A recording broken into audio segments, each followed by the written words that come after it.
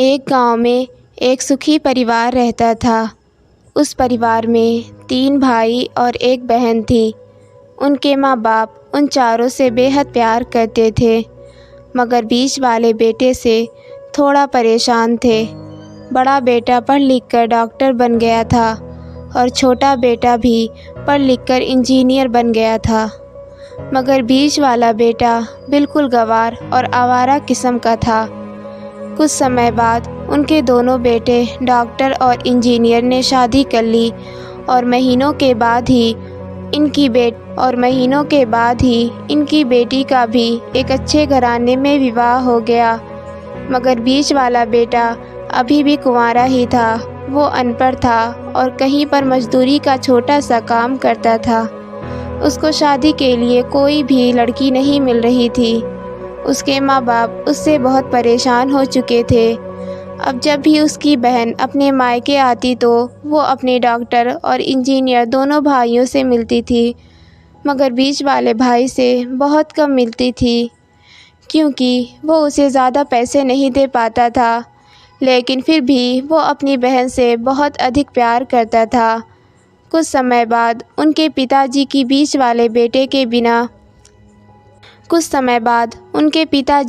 बीच वाले बेटे की शादी किए बिना ही मृत्यु हो गई। उनकी माँ ने सोचा कहीं अब किसी के मुंह से बंटवारे की बात निकले, इसलिए अपने ही गांव में एक सीधी सादी लड़की से मंझले बेटे की शादी करवा दी। शादी होते ही ना जाने क्या हुआ, अनपढ़ बेटा मन लगाकर काम करने लगा और पहले से कहीं ज़्यादा मेहनत भी करने लगा। अब कोई भी पुराना दोस्त उसको मटर गश्ती के लिए बुलाने आता तो वो मना कर देता। एक दिन उसके डॉक्टर और इंजीनियर भाई ने सोचा कि ये तो गंवार और अनपढ़ है, हम इससे कहीं ज़्यादा पैसे कमा लेते हैं, इसलिए अब हमें बंटवारा कर लेना चाहिए। माँ के लाख मना करने के बाद भी दोनों बेटों ने बंटवारे की तारीख तय कर दी और उन्होंने अपनी बहन को भी बुला लिया। तभी उनका गंवार भाई कहता है कि तुम लोग बंटवारा कर लो, मुझे जो बचे वो दे देना या ना देना, मैं शाम को आकर अंगूठा लगा दूंगा।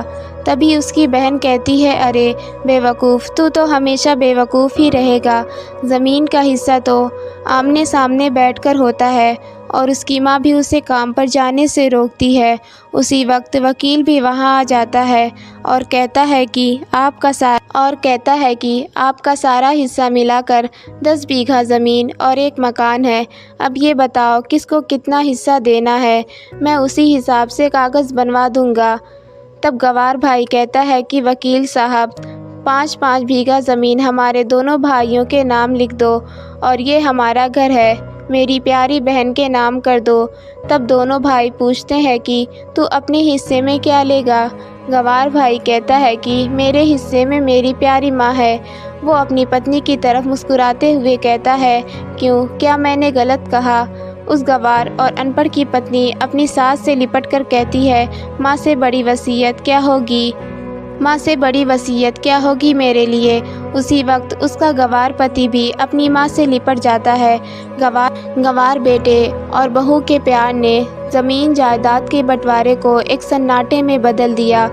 तभी बहन अपने गंवार भाई के गले लगकर लिपट कर रोते हुए कहती है कि माफ़ कर दो भैया, मैं आपको सम्मान नहीं दे सकी। तभी उसका भाई कहता है, मेरी प्यारी बहन, इस घर में जितना अधिकार हमारा है उतना ही तुम्हारा भी है। और रही बात बंटवारे की, तो बंटवारा नहीं करने से जीवन खत्म तो नहीं हो जाएगा। क्यों करते हैं हम बंटवारा?